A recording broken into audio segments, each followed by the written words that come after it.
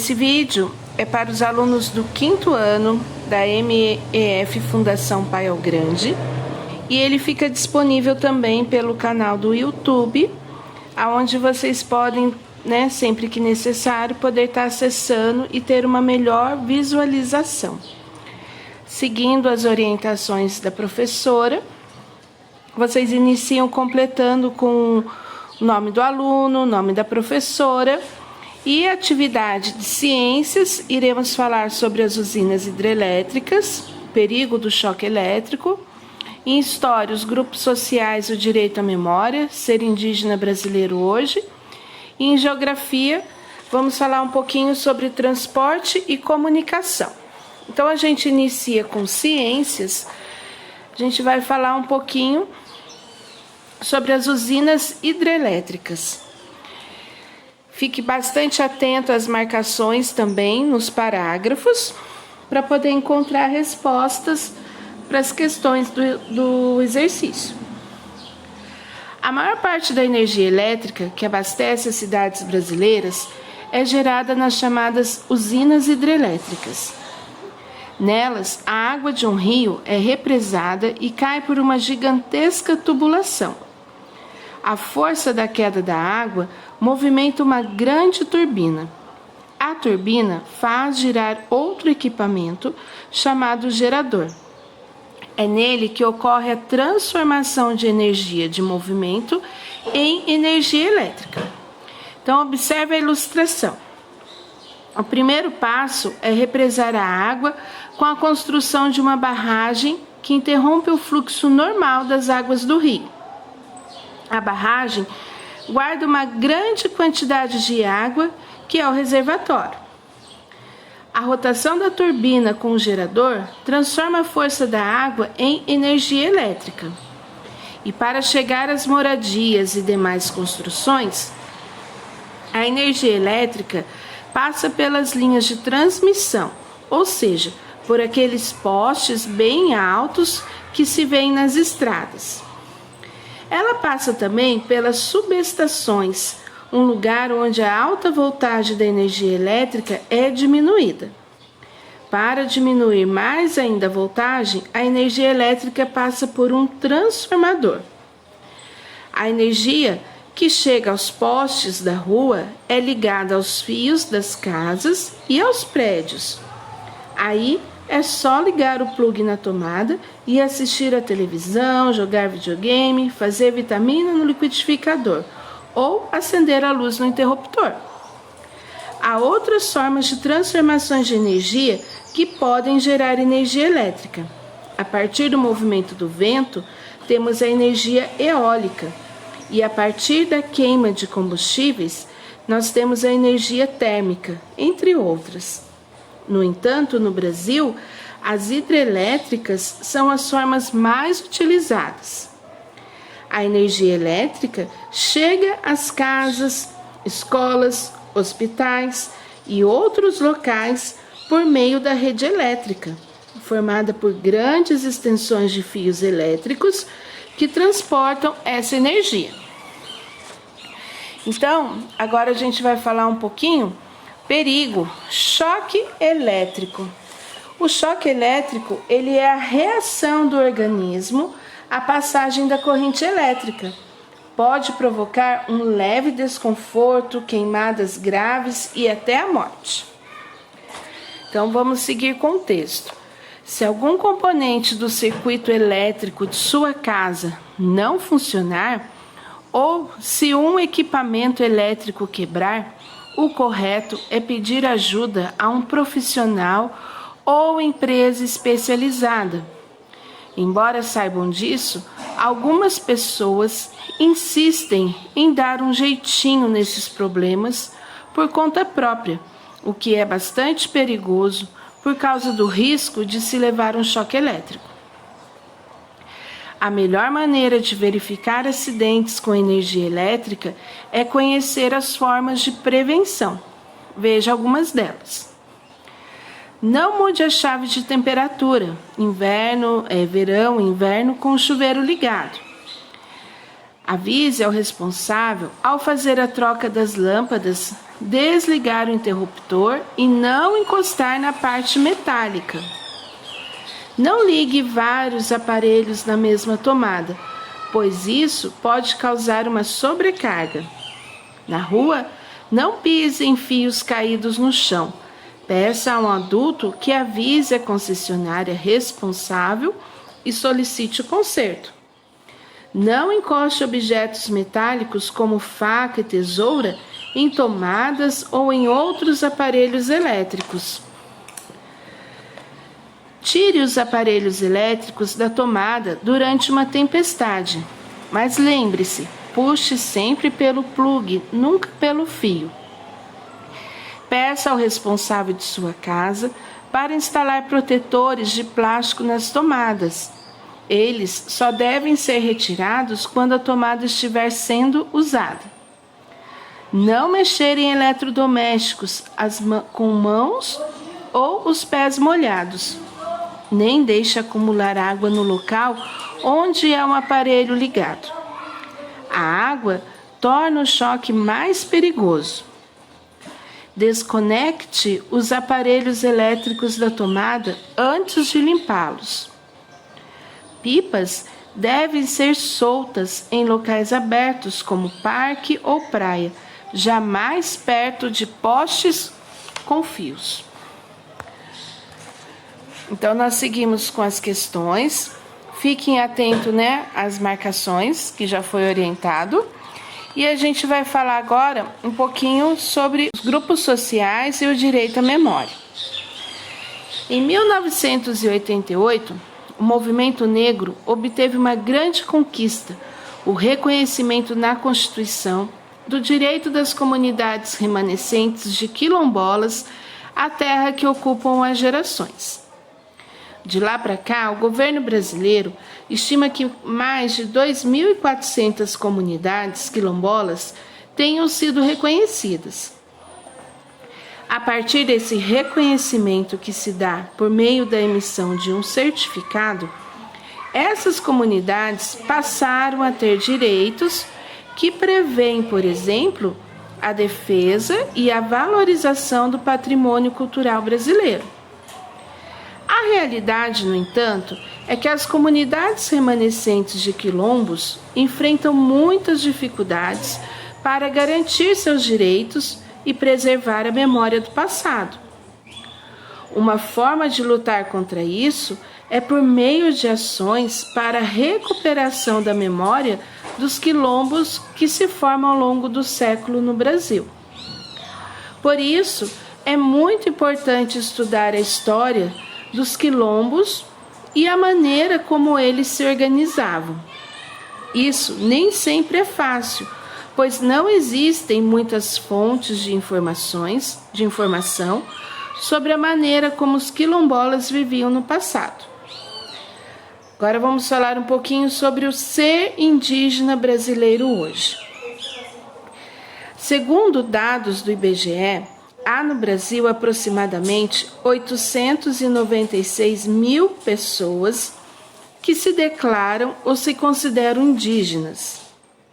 A maioria vive no norte do país, em território demarcado por lei pelo governo brasileiro. Essas terras, chamadas terras indígenas, existem em todo o território brasileiro. Há também muitos indígenas morando em cidades. Veja o mapa ao lado e a imagem aqui embaixo.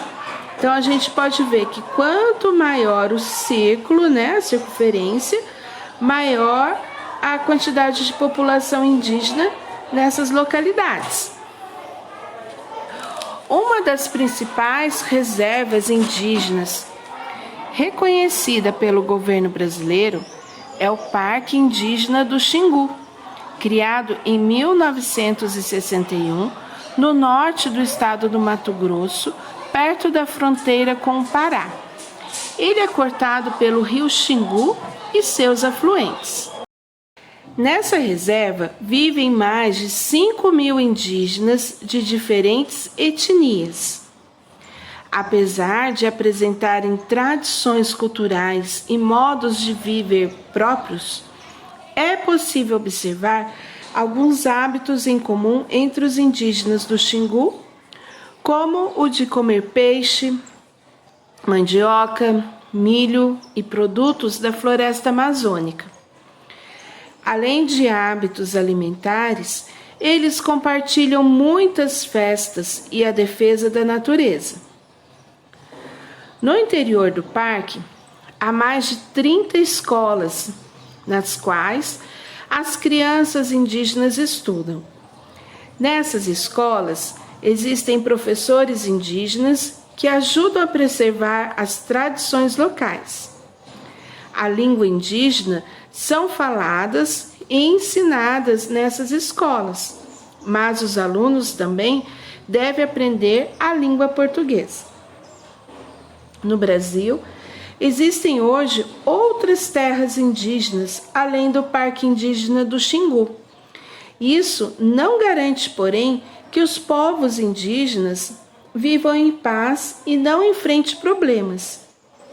A expansão da agricultura e da pecuária é um grande risco para eles.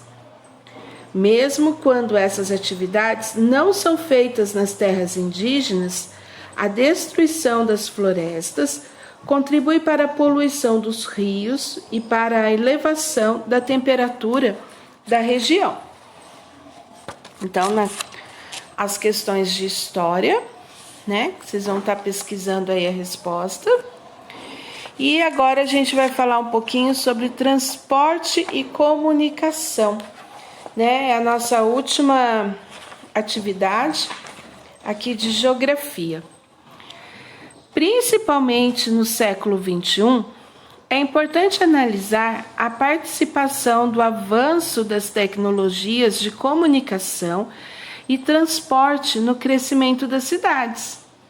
Assim, devemos estar atentos para a rápida transformação na forma de nos comunicarmos para entender como as cidades crescem e se relacionam umas com as outras. Para as mercadorias chegarem ao consumidor, o campo e a cidade devem estar ligados pelas redes de circulação, por onde passam os meios de transporte, e pelas redes de comunicação, por onde as pessoas trocam informações. Vias de circulação são caminhos naturais, como os rios ou caminhos construídos pelo ser humano, como as rodovias e as ferrovias. Elas facilitam o transporte de pessoas e mercadorias. No Brasil, podemos destacar 4 principais meios de transporte. Nós temos o transporte rodoviário, ferroviário, aquático e aéreo. Fiquem atentos aí à questão número 3, tá? O transporte rodoviário é o mais utilizado no país. Na foto, nós temos a rodovia BR-116, em Resende, no estado do Rio de Janeiro. Carros, caminhões, ônibus e motocicletas integram essa modalidade de transporte. Depois temos o transporte ferroviário. É um transporte econômico, porém o Brasil apresenta uma malha ferroviária reduzida, em geral mal conservada. Temos também o transporte aquático. Ele é marítimo, quando acontece nos oceanos e nos mares, e ele é hidroviário, quando ele acontece nos rios, tá? Temos também o transporte aéreo, que é o meio de transporte mais rápido, porém com um custo elevado. Agora a gente vai falar um pouquinho sobre o carro. O carro é um meio de transporte individual e transporta poucos passageiros, quando comparado aos transportes coletivos. O ônibus é um transporte coletivo, além dos carros, as pessoas costumam usar o ônibus para se deslocar em muitas cidades brasileiras. O ônibus é um meio de transporte coletivo, ou seja, ele é de propriedade pública ou de uma empresa e transporta muitos passageiros de uma só vez. Quando andamos de ônibus, é muito importante conhecer os pontos de referência ao longo dos trajetos, pois as pessoas se utilizam deles para saber se já estão perto do ponto onde devem descer. Acompanhe na planta o trajeto a seguir. Então, aqui está um pouquinho apagado por ser uma Xerox, né? Não dá para estar explicando melhor para vocês, porque para mim está muito apagadinho. Mas acredito que aí na casa de vocês a visualização esteja melhor, tá? Então, a gente vai ver esse itinerário Furtado de Menezes, no centro de Juiz de Fora, no estado de Minas Gerais. Então, a gente tem o percurso do ônibus, a praça, a antena de rádio e TV, tem o cemitério, a escola, a área verde e o posto de gasolina. Agora a gente vai falar um pouquinho sobre o metrô. Uma das melhores maneiras de circular na cidade de São Paulo é de metrô. E nós temos as linhas 1, que é azul, linha 2 é a verde, linha 3 é a vermelha, linha 4 amarela e linha 5 a lilás.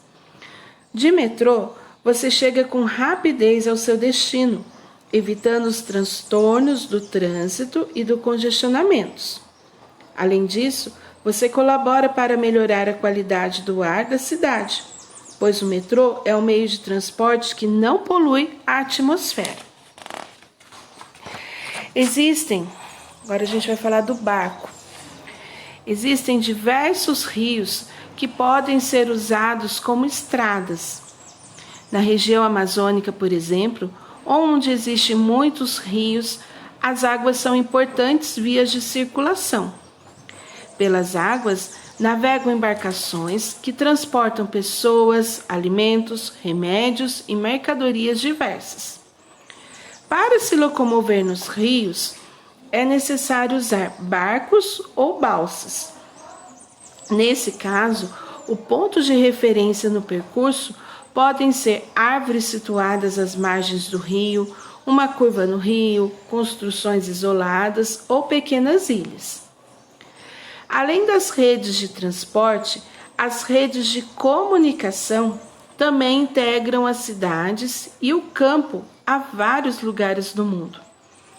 Essas redes são formadas por meios de comunicação como jornais, revistas, rádio, televisão, telefone, fax, e-mail e redes sociais. Ao longo do tempo, os meios de comunicação se tornaram cada vez mais rápidos e eficientes.